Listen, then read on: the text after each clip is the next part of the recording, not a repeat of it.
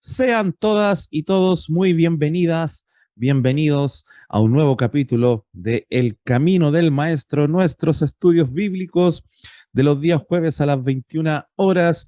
Seguimos con esta temática, ¿no? Tan maravillosa que venimos estudiando ya hace 5 clases.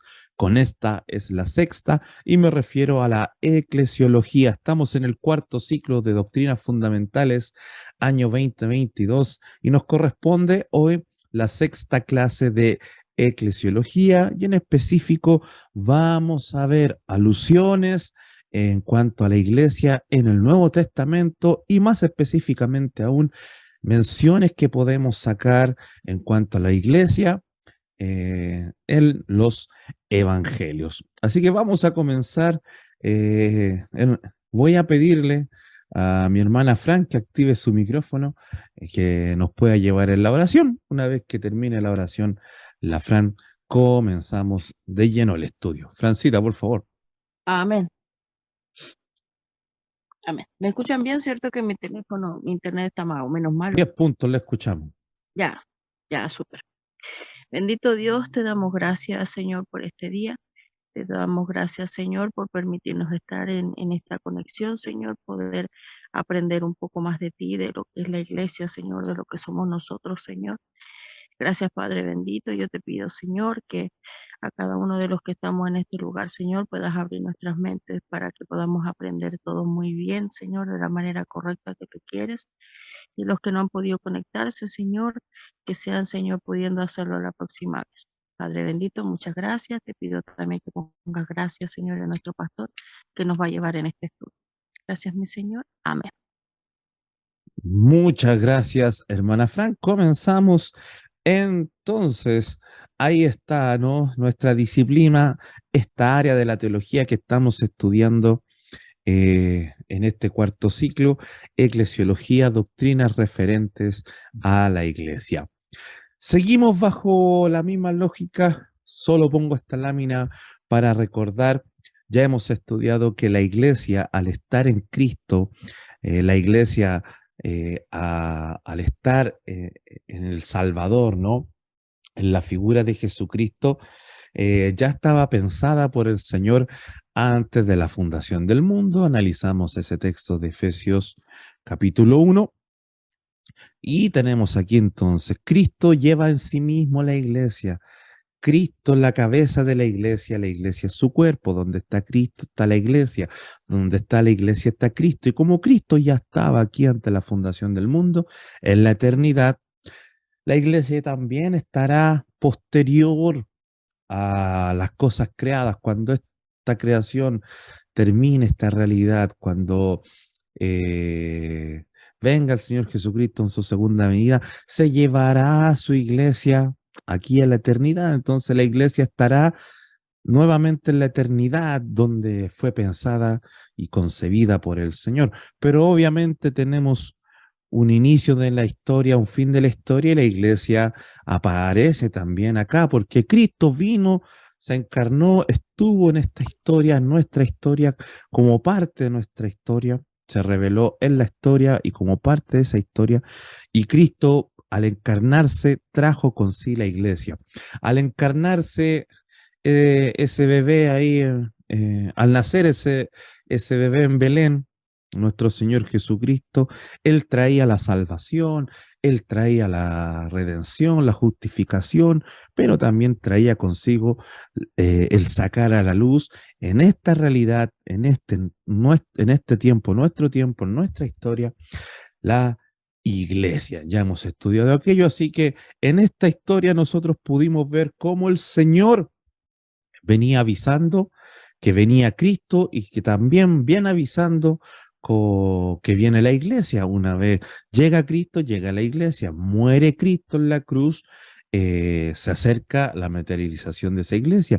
Y ya en el Pentecostés podemos decir, ¿no? Con la venida del Espíritu Santo, la iglesia es como finalmente Dios la pensó, es como finalmente Dios la avisó, y estamos aquí todavía en este espacio-tiempo esperando el fin de las cosas para como iglesia irnos a la eternidad con el Señor. Será en esta historia que el Señor dijimos en las dos clases anteriores, que avisa lo que este pueblo que va a venir a través del Antiguo Testamento, ya en un inicio, en los relatos de la caída del hombre, los vimos, ¿no? El arca de Noé, la torre de Babel, la historia de Abraham, etcétera. Y ya después el Señor avisaba que venía este pueblo, que venía Cristo, y de la mano con Cristo, este pueblo que él estaba pensando y amando antes de la fundación del mundo llamado Iglesia, lo avisa también en la historia de Israel. Y ahí estuvimos viendo relatos de la historia de Israel, como la entrega de la ley en ahí a los pies del monte Sinaí, y ya podíamos ver que el Señor estaba avisando cosas de la iglesia en dicha instancia. También revisamos todo lo que tenía que ver con la travesía en el desierto y principalmente la realidad del tabernáculo, un pueblo que quería morar, o sea, un Dios que quería morar en medio de este pueblo. En este tabernáculo vimos que él instauró un sacerdocio que era una familia, y nosotros como iglesia somos familia, somos hijos de un mismo Padre y somos un sacerdocio para servir. Eso lo dice Pedro en su primera epístola. Ustedes son nación santa, real sacerdocio, ya para servir al resto, ¿no? Podíamos ver hartas cositas en estos relatos, cómo el Señor avisaba de la iglesia. Lo vimos también a él, cuando el pueblo de Israel toma Jericó, ¿no? Vemos que aquí ya hay una protagonista, ya Rahab la ramera, una no israelita, y que bastó con escuchar y creer en este Dios, y obtuvo todas las bendiciones prometidas a este pueblo también. Entonces, ya vemos que el Señor aquí estaba pensando y avisando que en este pueblo que él quería, que es la iglesia, que eso ya lo sabemos, iba a ser formada no solamente por una casta, ¿no? Por una descendencia y por una, podemos decirlo así, por una etnia, ya por un pueblo, sino que ya estaba avisando que aquí iban a venir los desechados, los de otras naciones, etcétera. Vimos el relato también de Ruth, aquí cómo vemos la iglesia, rápidamente recordando. Veíamos que aquí, ¿quién redime a Ruth? El pariente cercano que es vos, va y redime a Ruth tomándola por esposa, ¿ya? Y Cristo es nuestro pariente cercano. El Señor, a través de la iglesia, nos hace coherederos con Cristo, ¿no? Cristo es el Hijo de Dios perfecto, nosotros somos hijos de Dios imperfectos, vamos camino a una perfección, pero Cristo es el primogénito de entre todos nosotros, dirá el apóstol Pablo. Entre todos los hijos del Señor, Cristo tiene un lugar especial, y nosotros tenemos ese pariente redentor, ya Cristo, nuestro pariente redentor, que paga nuestra deuda y nos toma como, ¿qué? Como esposa, ¿no? Con los derechos de esposa. Ya sabemos que la iglesia es la novia de Cristo, así que veíamos esas cositas en estos relatos. Vimos aquí en el ungimiento de David que se le dice, en, una vez que Samuel ungió a David, que el Espíritu de Jehová vino sobre David, y desde ese día en adelante el Espíritu del Señor estaba sobre él. Vemos que David fue ungido y el Espíritu de Dios iba con él. Y la iglesia también, ¿no? La iglesia viene, es ungida por el Señor, y el Señor nos acompaña para ejercer, así como David un reinado, a nosotros un ministerio, ¿no? Que también la Biblia ahí, Pedro nos dice en el Nuevo Testamento, reyes y sacerdotes, está en la epístola a los hebreos también, ¿no? Entonces, es importante ver ahí cómo el Señor avisaba cosas de esta iglesia. En el caso de David y este relato, que la iglesia sería ungida con el Espíritu del Señor, y el Espíritu andaría siempre con nosotros. Cristo dijo, vendrá mi Espíritu Santo sobre mis discípulos, sobre mi iglesia, y no los dejaré huérfanos, ¿no? Estaré con vosotros siempre. Vimos también ahí que el Señor habitaba en un templo, ¿ya? Y en específico este relato de Segunda de Crónicas capítulo 5, donde la gloria del Señor inundó la casa, ¿no? Eh, y podíamos hacer también mención de esta iglesia, la mención que se estaba haciendo de la iglesia en este pasaje, que el Señor iba a llenar su casa con su gloria. Y obviamente hay una nueva casa para el Espíritu de Dios, es el corazón de la iglesia, el corazón de los creyentes en Cristo. ¿Ah? Y ese día donde el Señor llenó la casa y hasta el día de hoy llena la casa con su gloria en nuestra vida, ¿no? La gloria de Dios se puede ver a través de la vida y el testimonio de su iglesia. Y ahí veíamos también cómo el Señor avisaba tanto en Jeremías como en Ageo, en la figura de los profetas, asuntos concernientes a la iglesia.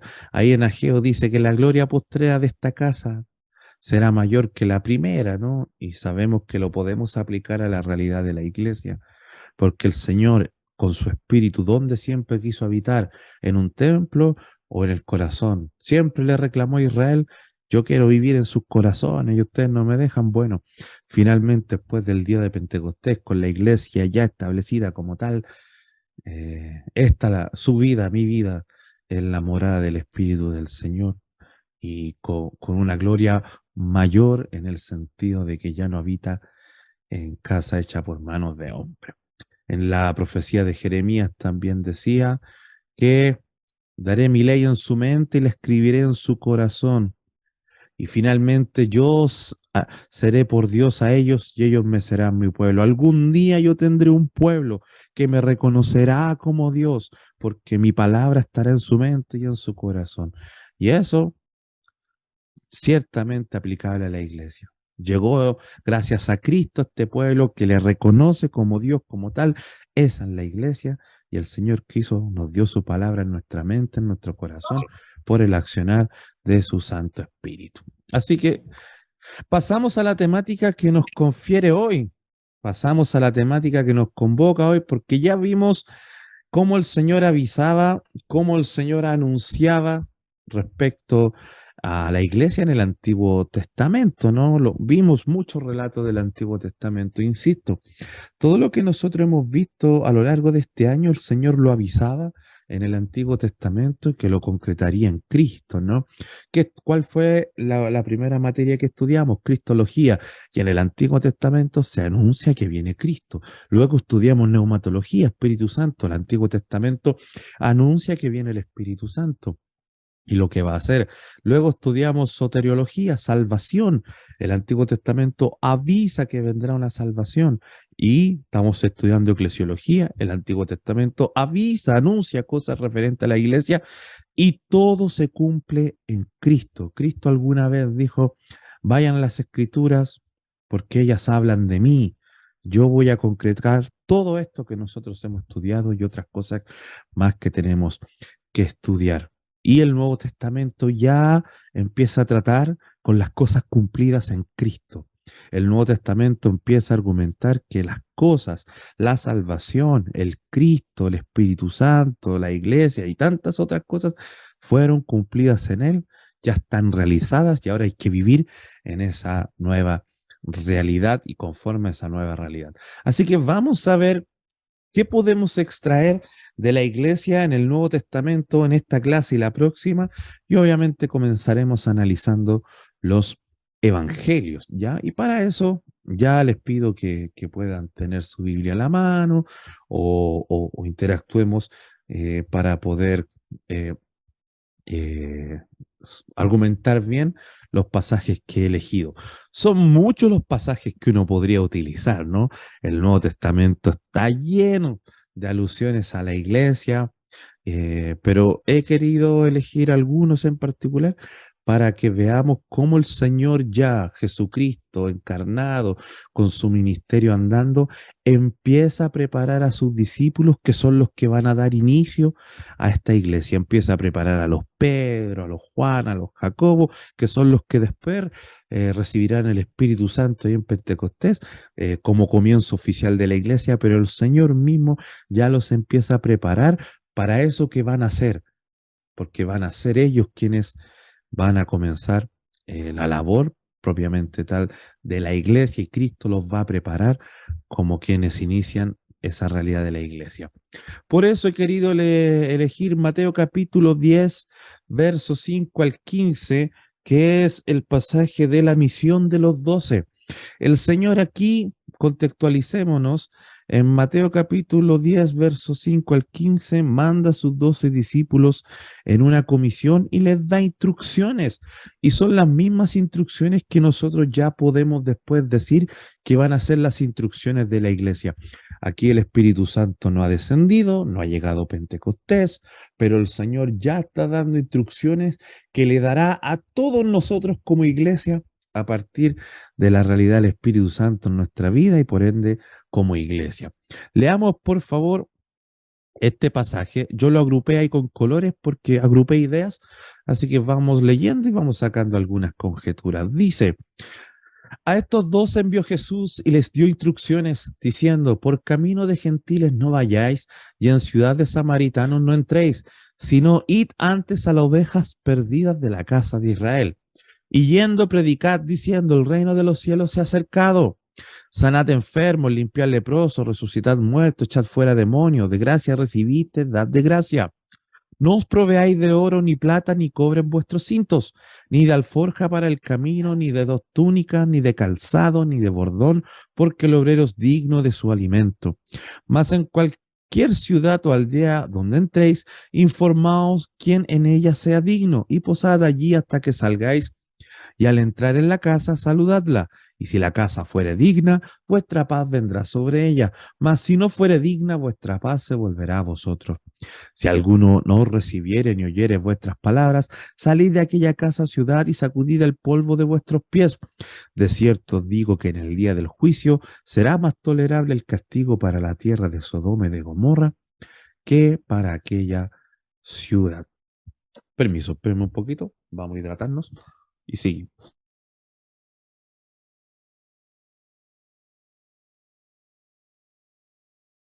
Ahí sí, ya. Si se fijan, yo aquí agrupé en colores las temáticas de, de este pasaje porque hay harto que podemos visualizar con respecto a la iglesia, que es el tema que nosotros estamos analizando.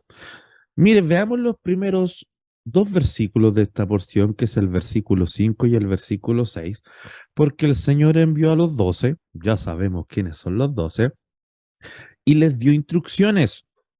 Y nótese cómo parten estas instrucciones. Dice el Señor: por camino de gentiles no vayáis, y en ciudad de samaritanos no entréis. O sea, por ahora no le prediquen a los gentiles, ni tampoco le prediquen a los samaritanos, que eran mitad gentil y mitad judío, por decirlo así. Eran un pueblo que no era considerado judío puro. El Señor dice: por ahora a los gentiles y a los samaritanos no les predique, porque hay una prioridad: sino id antes a las ovejas perdidas de la casa de Israel. ¿Ya? No sé si alguno quiere dar su opinión, porque este pasaje se ha prestado para malas interpretaciones desde mi punto de vista, porque este pasaje muchos lo usan para decir que Israel tiene una posición preferencial en estos tiempos. Hay líneas de interpretativas que yo las he tratado con anterioridad, como que está Israel y el Señor todavía tiene un pueblo predilecto que llamado Israel, y después viene la iglesia y Dios tiene un trato salvífico especial con Israel y luego con la iglesia. Hoy día estamos en el tiempo de los gentiles, dicen algunos, pero vendrá la salvación de Israel. Y nosotros hemos estudiado ya que desde siempre el Señor tuvo considerado a los gentiles. Al padre del judaísmo, de la nación de Israel, lo hemos mencionado tantas veces, Abraham lo llamó siendo un gentil. Ya vimos la realidad de la iglesia en el arca de Noé, en la torre de Babel. Dios ya estaba avisando cosas antes que el pueblo de Israel existiera. Entonces, ¿cómo entender que el Señor le está diciendo: no vayan por camino de gentiles, no tampoco vayan a predicar a samaritanos, sino id a las ovejas perdidas de la casa de Israel? Vayan a los israelitas primero, ese es el foco. ¿Por qué ustedes creen que el Señor les manda a predicar a las ovejas? Y miren la categoría que le da: ovejas perdidas. Andan perdidas. ¿Y cuáles son esas ovejas perdidas? la casa de Israel. O sea, parece que no tiene un lugar tan preponderante Israel si andan medios perdidos. ¿Qué podría usted, por qué el Señor pondrá esta prioridad primero? Claro, están perdidos, son parte de las ovejas, están perdidas y el foco primero de esta misión de los 12 es la casa de Israel, entiéndase, los israelitas. No sé si alguien se la quiere jugar, si alguien quiere decir su opinión, no tenga, insisto, no le dé miedo decir que está, que pueda estar equívoco, ¿no? Estamos aquí todos para aprender, ¿ya? Pero ¿por qué usted cree? Y le hago la pregunta porque, como le digo, hay líneas interpretativas que creen que Israel sigue teniendo una posición especial. Hemos dicho hasta el cansancio que Dios desde antes de la fundación del mundo pensó la iglesia y unos siguen pensando que la iglesia, Israel tiene una forma especial de salvarse aunque no crean en Cristo, eh, etcétera, ¿no? Algunos dicen que Israel se salvará derramando su propia sangre porque no creyeron en la sangre del cordero. Imposible, porque eso sería salvarse por mérito propio. Y hay un solo mediador, una sola sangre, un solo cordero, Jesucristo nuestro Salvador. No sé si alguien quiere decir algo, no sé si están todos enfermitos con la cámara Pastor, apagada. Mana Pati, felicitaciones, gracias por la valentía, diga algo, por favor. con los niños todavía. Oiga, no sé, yo pienso Piense que nomás. pienso que el pueblo de Israel, el Señor lo mandó primero a sus discípulos para allá, porque a pesar de que es el pueblo escogido, ha sido el pueblo que menos le creyó, que más le ha desobedecido. Entonces, Por algo están eh, perdidos, ¿no? Dice, claro, porque hay como un velo, creo que en Isaías dice que él puso como un velo en sus ojos para que no entendieran, porque todas las cosas que ellos hacían no las hacían para agradar al Señor, sino que para agradarse prácticamente ellos. Entonces yo creo que por eso el Señor tenía especial interés que ese pueblo que Él escogió con tanto amor pudiera entender quién era Él, pudiera entender que la salvación venía a través de su Hijo, que Él la trajo. Y Él era, yo creo que el Señor sintió en ese momento, o creo, que le era más fácil llegar a los gentiles porque para ellos era esa necesidad más creíble que el mismo pueblo de Israel. No sé, yo creo que sí puede ser. felicitaciones, hermana Patti. Tuvo muy bien su respuesta. Yo le haría algunas precisiones a continuación, pero le agradezco que nos haya ayudado para poder interactuar. Mire, eh, esto tiene relación con lo que va a reclamar Pedro y otros tantos, el mismo Pablo en el libro de los Hechos. Pero, ¿quiénes deberían haber sido los primeros en reconocer a Cristo como Salvador? Hermana Su Patti. pueblo, el pueblo de Israel. Sí, porque No, donde Dios mostró los milagros, donde Dios dio su palabra, donde Dios avisó a través de los profetas, ¿dónde fue? ¿En los chinos? no, pues con No. ellos. Y desde el Entonces, momento que vieron a Moisés, sí, po, vieron a Dios, pues. y ahí está el tema, po. El Señor les manda a predicar, no porque tengan una prioridad especial, sino quienes debiesen haber entendido de los primeros quién era Cristo y por ende el pueblo que Cristo quería formar, donde se integraban gentiles, etcétera. ¿Quiénes deberían haber sido los primeros en entender esto? ¿Quiénes son los primeros que deberían haber dicho, oye, nuestro padre Abraham fue, fue llamado siendo gentil? Oye, ¿quiénes fueron los primeros en tener la escritura a la mano, la revelación escritural de Dios hasta ese momento, para decir, oye, mira, cuando cayó Adán y Eva, el Señor dijo que iba a salvar a toda la humanidad y no solamente a nosotros? Los judíos, pues los israelitas, ellos tenían la primera prioridad para entender. Y es lo que Pablo les va a decir, es lo que Pedro les va a decir y lo vamos a ver en los libros de los Hechos. Ustedes deberían haber sido, dábase cuenta, los primeros quién era Cristo, lo que Cristo iba a hacer y el pueblo que Cristo iba a formar, que era el pueblo que Dios siempre quiso. ¿Y por qué no a los gentiles y no a los samaritanos? Por ahora a la casa de Israel, porque ellos debían entender primero, pero el Señor allá en el libro de los Hechos, cuando dice, y me seréis testigo en Judea, y en Jerusalén, Judea y Samaria, ya hasta lo último de la tierra, el Señor ya con la iglesia consumada, ya con el Espíritu Santo, el Señor les va a decir, ahora vayan a los gentiles, ahora vayan a los samaritanos, a esos pueblos que nunca quizás tuvieron la escritura, la revelación de Dios en la escritura, a esos pueblos que nunca tuvieron a los profetas, a esos pueblos que nunca tuvieron la palabra del Señor a su mano, que nunca supieron de Noé, que nunca supieron de Moisés, que nunca supieron de Abraham, que nunca supieron del sacerdocio. Después van a ir a esos pueblos. Por ahora, a estos primeros que son los que deberían entender, son los que deberían darse cuenta de los primeros, ¿no? Luego los gentiles, a nosotros que no teníamos esa revelación. Luego los samaritanos, ¿se acuerdan el relato de la mujer samaritana con Cristo? Porque los samaritanos no creían en los profetas. Entonces, cuando la samaritana tiene ese encuentro con Cristo, él dice, lo que le dice oye, parece que los profetas son verdad, me parece que tú eres profeta. Claro, porque ni los gentiles ni los samaritanos tenían toda la realidad de la revelación del Señor a ese momento. Entonces, obviamente, ellos tenían, por decirlo así, había que invertir más tiempo y en otras cosas para que llegasen a ser de este pueblo. Pero ¿quién eran los primeros que deberían haberse dado cuenta de esto?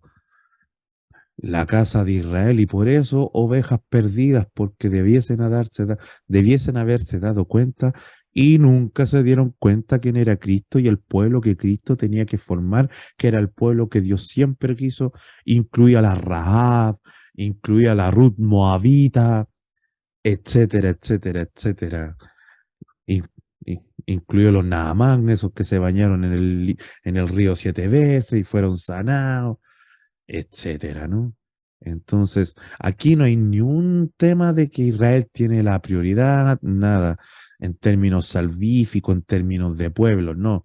Ellos deberían haberse dado cuenta de los primeros que el pueblo del Señor era ellos y gentiles, samaritanos, etcétera. Pero el Señor le dice, vayan a predíquenle a estos primeros para que se vayan dando cuenta lo que es este pueblo. Y luego el Señor irá a los samaritanos, él mismo se encargará de hablar con la samaritana y predicar ahí que todos crean. Luego y vendrán los gentiles, y cuando vemos el libro de los Hechos y el Espíritu Santo llegó, donde la iglesia tenía que ser testigo, en los samaritanos y en los gentiles también, que es lo que finalmente pasa con Felipe allá en Samaria y con Pablo hasta el último de la tierra, abarcando Éfeso, Filipo, Tesalónica, que son pueblos gentiles que no tenían esta revelación, pero que de igual manera les iba a llegar. Pero ¿cuál era el foco primero? Aquellos que conocían la revelación de Dios y tendrían que haberse dado cuenta los primeros. Amén. Nótese. Amén. Ahora, si se fijan, aquí podemos sacar alusiones a la iglesia, porque el Señor le está diciendo instrucciones a estos 12, entramos a unas instrucciones más precisas, y son las mismas instrucciones que nos va a dar a nosotros como iglesia. Estos 12 que van a estar después en el Pentecostés y van a estar en el inicio de la iglesia, ya lo está preparando para lo que tienen que hacer como iglesia a partir de esta misión. Mire, puse en morado, porque ¿qué tenemos aquí? Tenemos lo que hay que predicar, lo que la iglesia tiene que anunciar. El contenido del mensaje que el Señor le dio a estos 12 es el mismo contenido del mensaje que tiene la iglesia. ¿Qué hay que predicar? ¿Qué tenían que predicar estos 12? ¿Y qué tenemos que hacer hoy día nosotros? Diciendo, el reino de los cielos se ha acercado. ¿Para quiénes? Para los despreciados a la luz de la sociedad de esa época, a los despreciados de nuestro tiempo, para hombres, mujeres, niños, enfermos, ciegos, leprosos, a todos esos les llegó el reino de los cielos. Lo hemos dicho en otras oportunidades, esto es una expresión de distancia y no de tiempo. No es que hoy día es jueves y mañana viernes llega el reino. El reino se acercó, extiende tu mano y lo alcanzarás, es una expresión de distancia, ¿no? El reino de los cielos ahora se hizo posible para todos. Y es lo mismo po, que nosotros como iglesia. La iglesia se entra por color de piel, se entra por chilenos y argentinos no, o sea, por geografía, entran los rubios y no los morenos. ¿Quién entra a la iglesia? ¿Quiénes pueden ser parte de la iglesia? Todos. Po. A todos se les llegó la posibilidad de entrar al reino, de ser parte del reino de Dios. Y ese es el mensaje que los 12 tenían que decir y que la iglesia también tiene que decir.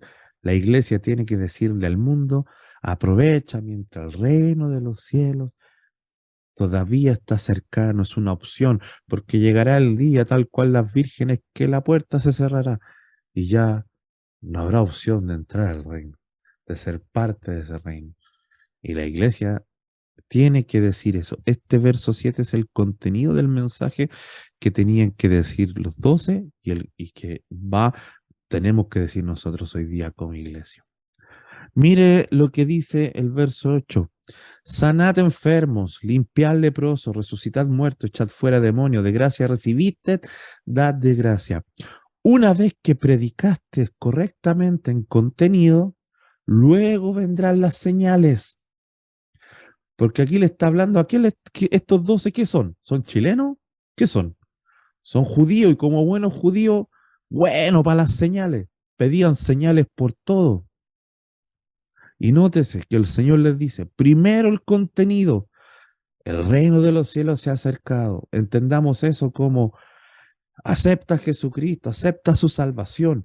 Y luego de eso vienen las señales. Lo hemos dicho también en muchas ocasiones. Esto que está en verde, el verso 8, es consecuencia del 7. Cristo les dice, prediquen que el reino se acercó y tú, leproso, puedes entrar al reino. Y porque puedes entrar al reino por fe, tu lepra puede ser limpia. No esperes el milagro sin fe.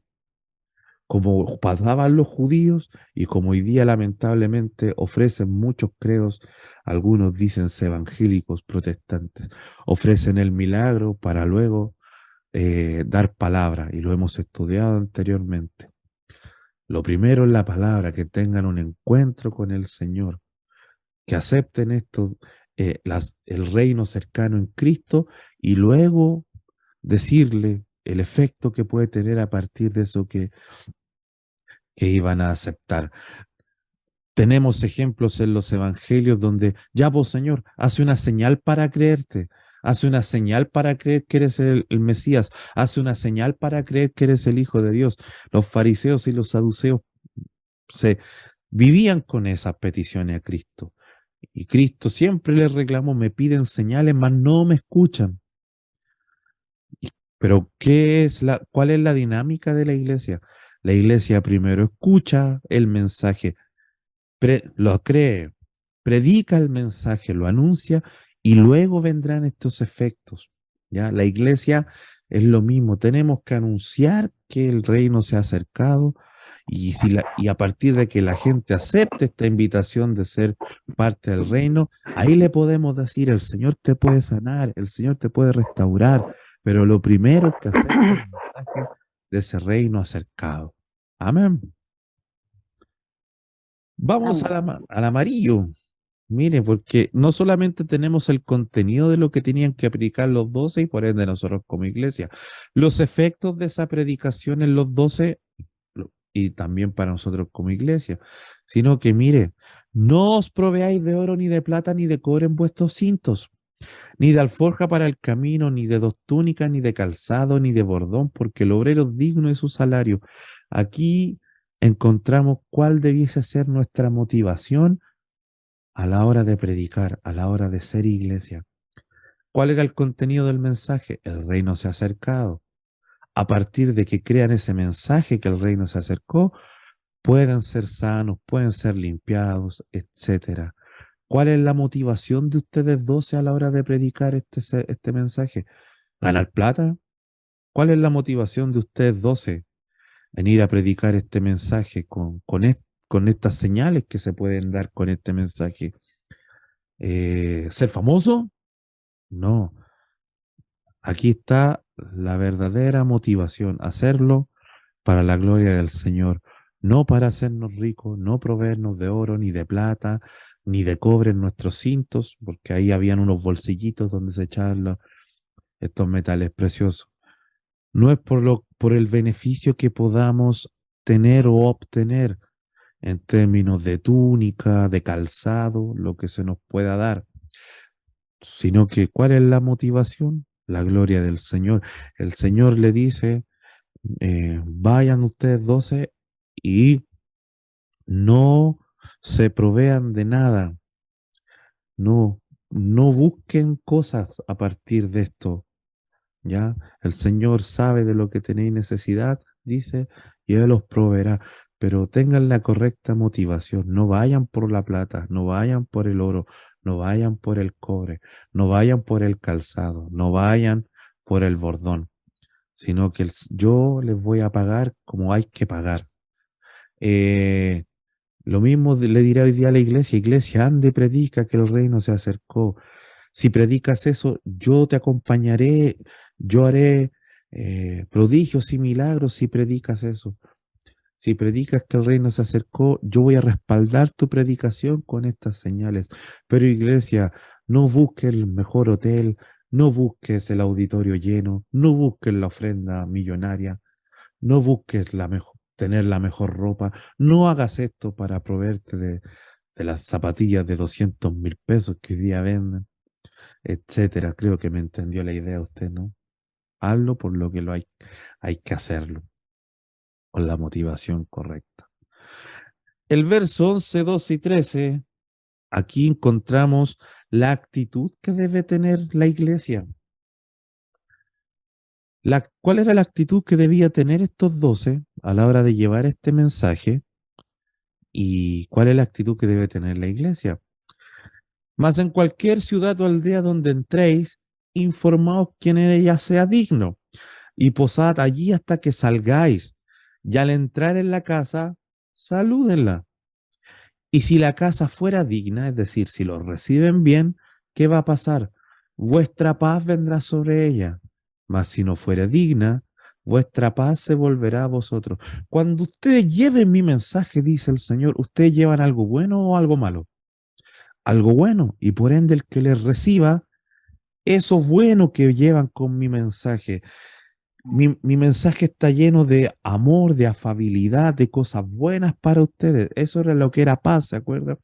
Cuando hemos estudiado Shalom, ustedes llevan algo bueno sobre esa casa, pero si no lo reciben, si la casa no es digna, que vuestra paz se volverá a vosotros. Ustedes se llevarán esa paz, ese deseo de bien, ese mensaje bueno, eso que hace tan bien que te lleven la palabra del Señor, ustedes se la llevarán a otro lugar. Disculpe que lo haga con ejemplos propios de nuestra iglesia, pero yo voy a llevarle el mensaje de que el reino de los cielos se acercó a la Fran.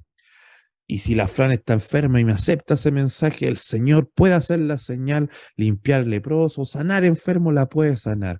Yo, Fran, no vengo para que me des plata, ni oro, ni calzado. Yo vengo para la gloria del Señor. Pero la Fran me dice, gracias, Daniel, entra, háblame de eso bueno que traes. Yo le voy a dar todo eso bueno que traigo en este mensaje. Pero si la Fran me echa para afuera, yo me llevo ese mensaje bueno para otro lado nomás. Esa es la actitud. No tengo que decir el diablo te condene, el diablo para ti, ojo, que vas a ser enjuiciada por el Señor. No, no, no, no, no, no. Porque en los versos 14 y 15 tenemos esa consecuencia. ¿Y quién es el único que puede dar esa consecuencia? El Señor. Mire lo que dice el 14 y el 15. Si alguno no recibiere, ni oyere vuestras palabras, como el ejemplo que yo estaba dando con la Fran, salid de aquella casa o ciudad y sacudid el polvo de vuestros pies. De cierto os digo que en el día del juicio será más tolerable el castigo para la tierra de Sodoma y de Gomorra que para aquella ciudad. Cuando llevamos el mensaje, un mensaje que puede ser acompañado de señales, Cuando llevamos un mensaje que es algo bueno, que lleva la paz del Señor a ese lugar y nos rechazan, nos corresponde a nosotros emitir un juicio, nos corresponde decir, ustedes se van a ir al infierno, ya están condenados, ¿no? No, el Señor dice, dense la media vuelta, sacudan el polvo de los pies, no les corresponde a ustedes emitir juicio, déjenme eso a mí, porque llegará el día, aquel día, donde yo me encargaré que el castigo sea peor que Sodoma y que Gomorra, ¿no? Pero entonces la actitud es llevar paz, llevar un buen mensaje. Si no te pescan, si no nos pescan, si la gente no lo recibe, dejémoselo al Señor nomás. Señor, esto está en tus manos, yo iré donde lo reciban. Y el castigo, el juicio, la condenación, la posible condenación, eso te lo dejamos a ti. La iglesia no manda a nadie al cielo, ni manda a nadie al infierno. El Señor se los dejó clarito a los 12. Ustedes no mandan a nadie al infierno o al cielo, como si lo hacían los judíos, los saduceos y los fariseos. Tú estás condenado, tú eres salvo, tú das harta ofrenda, así que eres salvo, tú no das nada, así que estás condenado. Eso no les corresponde a ustedes. Déjenmelo a mí, dice el Señor. Así que a partir de esta misión de los 12, ya el Señor está preparando a esos 12 para lo que tienen que hacer como iglesia y que nosotros debemos hacer como tal. ¿Cuál es el mensaje que tenemos que decir? El contenido. El reino se ha acercado. Una vez que digamos ese mensaje, el Señor va a respaldar nuestro mensaje con estas señales que están en verde. ¿Cuál es nuestra motivación? ¿Hacernos famosos, hacernos ricos? No. Simplemente la gloria al Señor, ni oro ni plata. ¿Cuál es nuestra actitud? Llevar paz, llevar un mensaje de bien, llevar un mensaje que las personas lo puedan recibir porque entienden que es un mensaje, la palabra del Señor, que les va a hacer bien a su vida. Y si no nos reciben, ¿cuál es nuestra actitud? Irnos y dejarle la consecuencia al Señor, que Él se encargará, que será peor que Sodoma y Gomorra, y nosotros no condenar a nadie, no emitir juicio sobre nadie.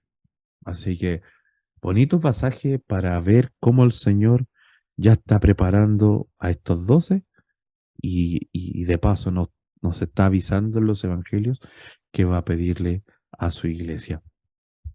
Avanzamos. ¿Qué hora es? Estamos bien. Un clásico que también podemos ver en la realidad de la iglesia, cómo no, Mateo 28, 19, ¿no? 20 también podría ser.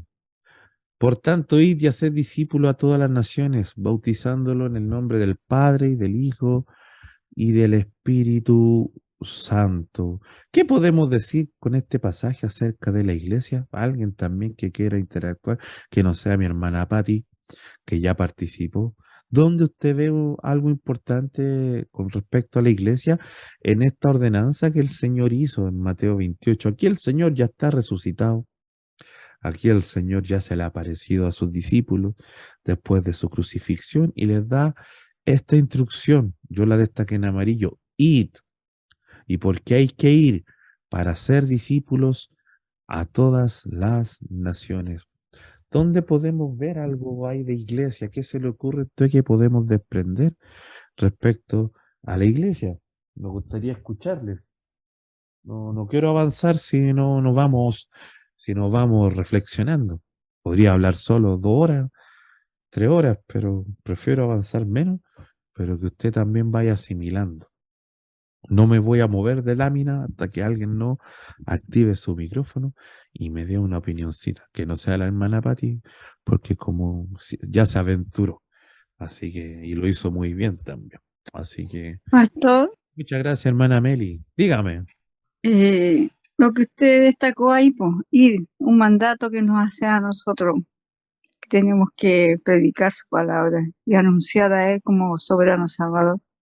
Muy bien, hermana Meli. Mire, ¿se acuerdan que deje su micrófono prendido nomás? ¿Se acuerda que Ya. nosotros dijimos que cuál era el ADN de la palabra eclesía? ¿Cuál era el significado de la palabra eclesía? ¿Se acuerda que eran los llamados a salir de un lugar a otro? Sí, Y aquí el Señor Sí, pastor. ya resucitado. ¿Y qué es lo primero que les dice después de su resurrección? Ya, Que pues, tenemos que salir a predicar. claro, sí, pues, la deja clarita de una. Ya, pues, llegó el momento de que tengan que ir, ¿ya? ¿Y Sí, ir para qué? Tal cual la misión de los 12 que veíamos recientemente, a hacer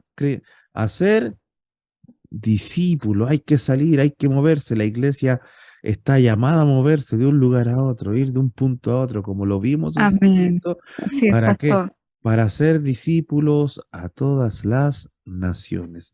Y vamos a analizar, muchas gracias, hermana Meli. Veo que siempre salen cosas buenas. Mire, yo destaco aquí en amarillo la palabra id y en rojo la expresión hacer discípulos a todas las naciones, porque ahí hay dos cosas que hay que precisar. Yo ya la he precisado antes, pero es bueno recordarlo. El verbo id, yo destaqué en amarillo, cuando el Señor dice id, en realidad es por eucentes, ¿ya?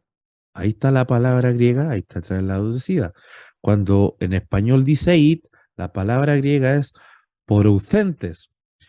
Y permítame el dato técnico, pero hay que dar alimento sólido a la iglesia. Yo me presentaré un día al Señor diciendo, Señor, les di alimento sólido, yo los eduqué como usted me mandó. Esta palabra por eucentes es un participio auristo pasivo nominativo en el griego. O sea, perdón,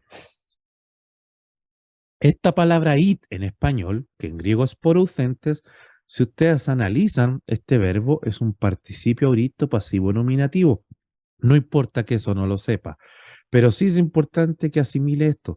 Correctamente traducido, o mejor traducido en el español actual, debiera entenderse como mientras son llevados. Habla de cotidianidad, ¿ya? Mientras son llevados, tienen que hacer algo. ¿Y qué es lo que tienen que hacer? Me devuelvo al pasaje anterior. Y Traduzcamos ahora ese id como lo vimos recientemente. Por tanto, mientras sean llevados, hagan discípulos a todas las naciones. ¿Y quién es el que nos va a llevar? No dijimos que el Espíritu Santo es como un viento que te lleva y ese es él lleva, el que te ayuda a trasladarte de un lugar a otro para hacer iglesia. amén, él es el que lleva, él Amén, es el pues, ¿vio? Entonces, para poder ir, no es que yo quiera ir, es dejarme llevar. Y todo aquel que se deja llevar por el Señor, esa iglesia, se traslada de un lado a otro. ¿Para qué? Para ser discípulos. Todo aquel que llevado por el Espíritu de Dios hace discípulos. Predica este mensaje. Algunos tienen el Espíritu Santo, pero lo guardan en casa, lo guardan en el closet, se lo guardan para ellos, se llenan nomás y no vacían, ¿no? Todo aquel que llevado por el Espíritu de Dios, porque esa es la palabra, mientras son llevados, el que se deja llevar por el Espíritu de Dios hace discípulos. Lo vamos a seguir potenciando eso, pero el Señor quiere que hagamos discípulos, es la tarea principal de la iglesia. Ya se lo dijo en la misión de los 12, lo está diciendo ahora. Y mire, ¿cuál era la otra? Por tanto, mientras son llevados, ¿qué tienen que hacer el que es llevado? Hagan discípulos a todas las naciones y veamos esa expresión griega. Porque el único verbo imperativo, o sea, que es una orden, en este pasaje lo encontramos en la expresión hagan discípulos a todas las naciones, a todas las etnias. Mateteusate panta ta ethne.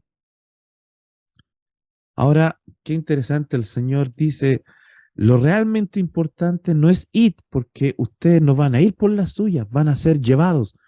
El imperativo, lo imperioso, la orden es que hagan discípulos a todas las naciones. Hagan mateteusate, es la palabra griega. ¿Y qué es un mateteusate? Un discípulo, pero habla de un discípulo con una relación de instrucción directa, cercana, afectiva y de confianza, donde hay un intercambio de experiencias y de vivencias. Entonces, resumiendo este Mateo capítulo 28, verso 19, el Señor está diciendo, mientras son llevados, aquel que es llevado por mí, por mi Santo Espíritu, ¿qué hace? Lo verdaderamente importante que no es ir, porque si se dejan llevar, ya por defecto ustedes van a ser llevados por mí. ¿Dónde está lo imperioso? Hagan discípulos. Y la palabra discípulos en Mateo Tesate, y que no es un discípulo así tipo colegio, que es dictarle materia, sino es un discípulo donde hay un intercambio de vivencias y experiencias. Hermana Nani, el Señor le está diciendo aquí, hermana Nani, déjate llevar por mí, mientras son llevados por mí, ustedes ¿dónde van a, qué van a hacer? Si son llevados por mí, van a ser discípulos. ¿Y qué tipo de discípulos? Eso que se comparte la vida, eso que compartimos experiencias, eso que Cristo le dijo a Pedro, tú eres pescador, bien, yo te haré pescador de hombres. Vamos a compartir las mismas experiencias. Lo que tú hacías con los peces, lo haremos con la humanidad que venimos a rescatar. Entonces, qué interesante ver este Mateo 28, 19, 20, porque siempre le hacemos el foco en el ir, como que hay que ir, y ahí no está lo imperioso, no está la orden, porque el Señor dice, mientras son llevados, aquí el que se deja usar, yo lo voy a llevar. Así que no está la importancia ahí. ¿Dónde está la importancia?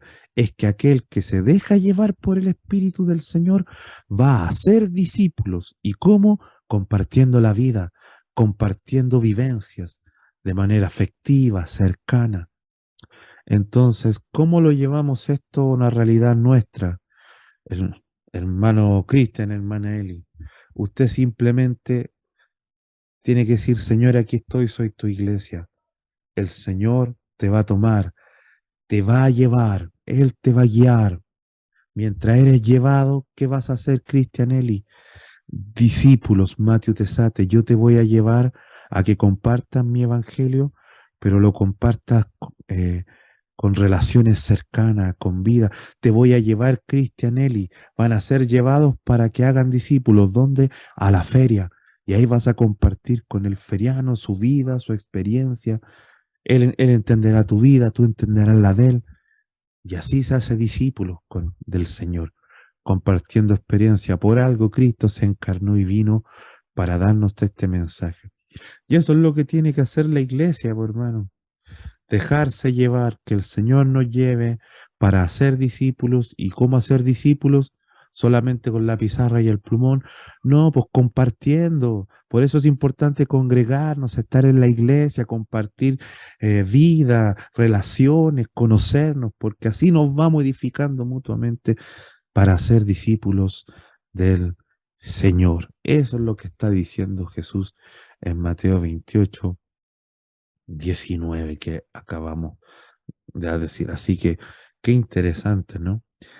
El Señor les dice, resucitado, ustedes van a ser llevados, va a venir el Espíritu Santo y los va a llevar a que sean, a que hagan discípulos y compartan vidas para que crean en mi nombre. Y yo le pregunto a esta hermana Pati, active su micrófono, ¿no es eso lo que encontramos en el libro de los Hechos? No dice el libro de los Hechos que el Espíritu le habló a Pablo, el Espíritu lo llevó. ¿A dónde? A Corinto. Y en Corinto Pablo se puso a hacer carpa con Priscila y Aquila. Sí, Compartieron una vida afectiva, cercana, experiencias. Y finalmente, ¿qué pasó con Priscila y Aquila? Fueron discípulos, ¿no? Tremendos sí, discípulos del Señor.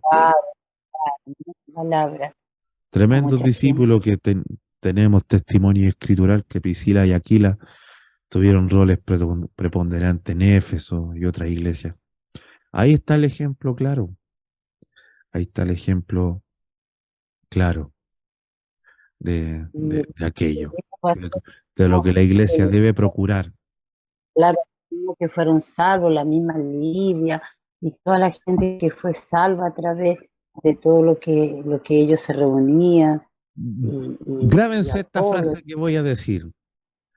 Todo aquel que llevado por el Señor, por el Espíritu del Señor, hace discípulos.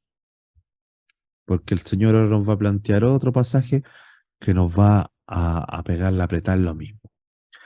Del Evangelio de Mateo pasamos a el Evangelio de Juan, porque aquí también se va a decir algo de la iglesia.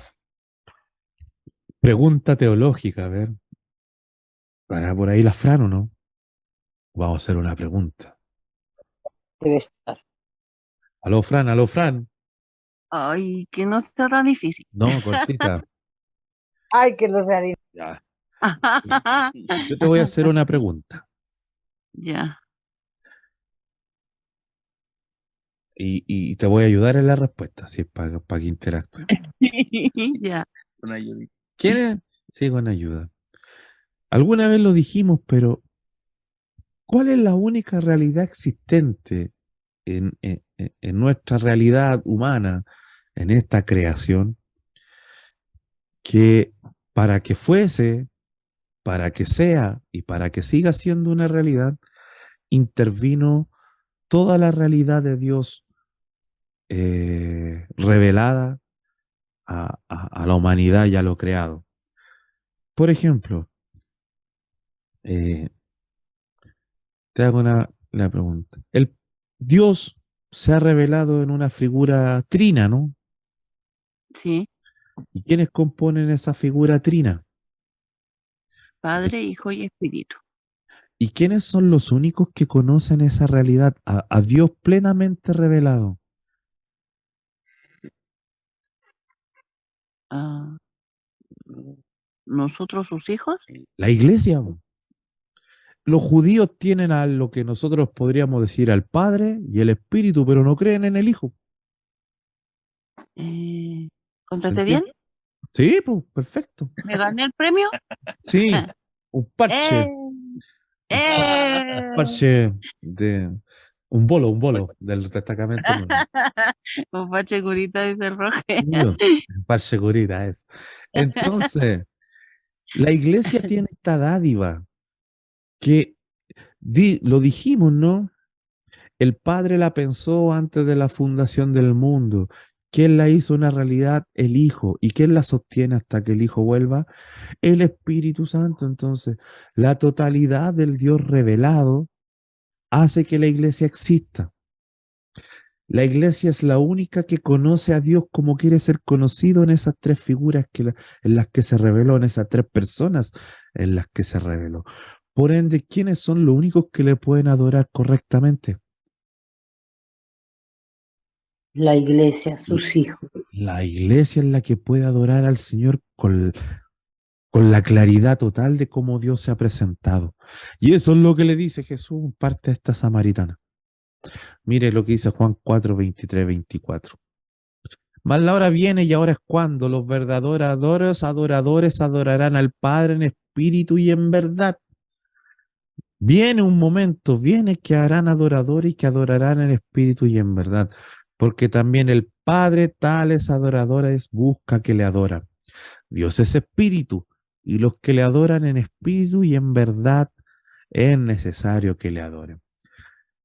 Jesús le está diciendo a la samaritana, viene el día pronto en que el Señor logrará lo que Él quiere, que le adoren como Él quiere ser adorado. Y como el Señor quiere ser adorado en espíritu y en verdad. Nótese esta palabra espíritu, la primera que destaqué en rojo, en el texto griego aparece como neumati, que es espíritu, vida o el ser interior. Yo lo traduzco siempre como disposición. ¿Qué está diciéndole Jesús a la samaritana? Vendrá el día en que el Señor se dará a sí mismo adoradores que le adoren con la disposición verdadera, con la disposición correcta. ¿Y cuál sería esa disposición correcta? Dios es espíritu, y aquí la palabra neuma refiérase a algo que no puede ser percibido con los sentidos físicos, como el espíritu de Dios. Dios es espíritu, no es algo físico. Por ende, no busca que le adoren con cosas físicas, dice. No busca que le traigan oro, plata, no busca que le hagan tremendas cuestiones, porque Él no es algo físico, Él es espíritu. Él lo que busca como algo no físico, que le adoren con la disposición correcta. Busca que le adoren también así, no entregándole mi auto, no entregándole la mensa ofrenda, no entregándole tanta cosa que hoy día nos piden ciertas líneas teológicas. Dios es espíritu, Dios no es materia, Dios no tiene que ver, va más allá de lo creado. Y como Él es eso, pide no cosas materiales, pide una disposición verdadera, pide que le adoremos con la disposición correcta. Y vendrá el día que Dios va a lograr que le adoren como Él quiere ser adorado, con la disposición verdadera, más que con cosas físicas. Porque las samaritanas se acuerdan que le dice a Jesús, ustedes adoran aquí, nosotros adoramos allá. Ustedes creen en esto, nosotros creemos en esto otro. Ustedes entregan ofrendas así, nosotros entregamos ofrendas a. La diferencia entre judío y samaritano. Y el Señor le dice, llegará el día, samaritana, en que no será ni este monte, ni esta ropa, ni esta lengua, ni este metal precioso, nada de eso. Llegará el día en que el Señor se encargará de hacerse adoradores para sí mismo, con la disposición verdadera, porque Él es espíritu, porque Él no busca cosas materiales. Le da lo mismo que adores en Jerusalén o adores en otro monte, le da lo mismo que adoren en la cisterna o en Hong Kong. Al Señor le interesa que le adoren con la disposición correcta, la disposición verdadera. ¿Y quién es? Y cuando el Señor finalmente se hizo esos adoradores, cuando nos dio la posibilidad de tener la disposición verdadera para adorarle sin entregarle aquí, sin importar que sea la cisterna, las Condes, la China, Estados Unidos, ¿cuándo nos dio esa posibilidad? Con la venida del Espíritu Santo.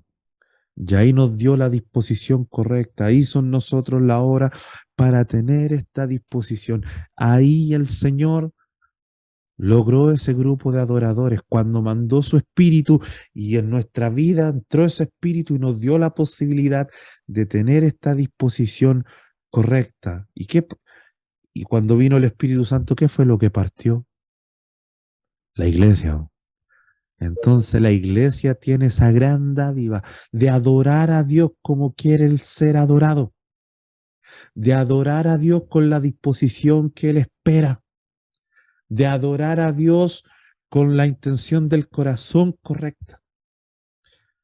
¿Quién tiene esa posibilidad? La iglesia, porque es la única que tiene al Padre, al Hijo y al Espíritu Santo. Y cuando vino el Espíritu Santo en Pentecostés, se cumplió esta palabra que dijo Jesús: la hora viene. Bueno, en Pentecostés la hora llegó. ¿Qué hora llegó? De esos adoradores que adorarán al Padre con el neumati, con la disposición, con el espíritu verdadero, porque Él quiere ser adorado así, porque Él es espíritu y no se complica con que estemos orando aquí en este lugar, estemos orando en un campamento, estemos orando en la casa de un Rockefeller. Él no le complica eso, que era el problema que tenía esta samaritana. Entonces, ¿quiénes son los únicos que pueden adorar a Dios como Dios quiere ser adorado y reconocido? La iglesia. Su iglesia. Y tenemos a dádiva, ¿cómo no adorar? ¿Cómo no ir un domingo a adorar? Pero pastor, Hombre, una iglesia llena del Espíritu Santo, obvio. Sí, porque una sí, iglesia que llena. adore a Dios humanamente no se puede. Yo le haría una precisión concordando con lo que usted dice, mi hermana Nanita, porque si no tenemos el espíritu no seríamos iglesia. Entonces, una iglesia, la iglesia de por sí no puede, aquel que no tiene el espíritu de por sí no podría adorar al Señor. Ahora yo le agrego, y en ese sentido, gracias por sumar al argumento, llena del Espíritu Santo. Entre más llena esté del Espíritu Santo la iglesia, más va a adorar conforme a como Dios quiere ser adorado. una iglesia que está llena del Espíritu Santo, más va a conmover el corazón de Dios en ese sentido. Pero tenemos que hacer esa precisión importante. O sea, la iglesia tiene el Espíritu y mediante ese Espíritu puede adorar. Usted dice, pero hay iglesias que no adoran. Bueno, si no adora, no tendría el Espíritu y ahí hay que replantearse si a la luz de la Escritura son iglesias. Puede ser un grupo de personas nomás. Ese es un detalle importante en lo teológico. Por eso, pero aquel que es iglesia tiene el Espíritu del Señor. No podríamos ser iglesia sin el Espíritu. Y a partir de ese Espíritu ya podemos adorar como Dios quiere ser adorado. Y agrego el argumento de mi hermana Nani. Procurad llenarnos del Espíritu de Dios. ¿Para qué? Para adorar al Señor como Él quiere ser adorado.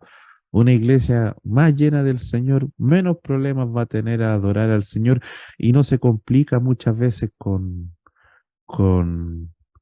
preceptos humanos, con, con, con, con ideas humanas que le ponen freno. Son precisamente esas ideas humanas que vemos en la actitud de la samaritana, ¿vio? Ustedes acá, nosotros acá, ustedes cantan esto, nosotros cantamos esto otro, y el Señor dice, eso pasa a segundo plano. Y a veces, lamentablemente, en nuestra realidad, eso ocupa un primer plano. Así como que, sí, pues si usted no hace esto, no puede adorar al Señor. Sin ofrenda, sin diezma, no puede adorar al Señor. Y esas son cosas que pasan a un segundo plano, ¿no? No estoy hablando en contra de eso. Todas estas cosas van sumando, pero tenemos que ser bien honestos y a la luz de las Escrituras, ¿no? A veces nosotros ponemos trabas o condiciones porque tenemos que organizarnos, ¿no? Como iglesia, como creyentes, y siempre va a ser bueno cumplir algunos preceptos desde ese punto, desde la administración, desde la organización, etcétera. Pero sí hay que decir las cosas como tal, ¿no? El Señor acepta esa adoración como lo primero, un corazón dispuesto, una disposición correcta antes que cualquier otra cosa. Entonces, aquí la enseñanza es, el énfasis mío es eso, ¿no?